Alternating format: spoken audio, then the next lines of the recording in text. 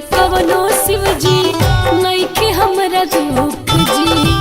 मिला ताटे मिले जवन ससुरा में सुख जी। रउरा से कवनो शिवजी नइखे हमरा दुख जी। मिला ताटे मिले जवन ससुरा में सुख जी। करत कोनो हम ना बानी छल, अरे ना चाहिए स्वामी कोठवा अटरिया। हमरा ला मड़इए बा महाल, अरे ना चाहिए स्वामी महल अटरिया। हमरा ला मड़इए बा महाल।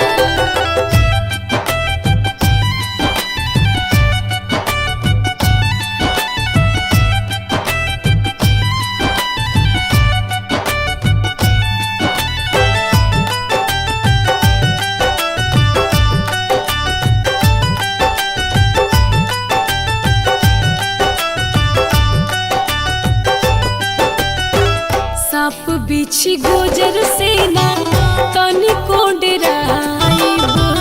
उनका लोग संगत धीरे धीरे हम बनाइब।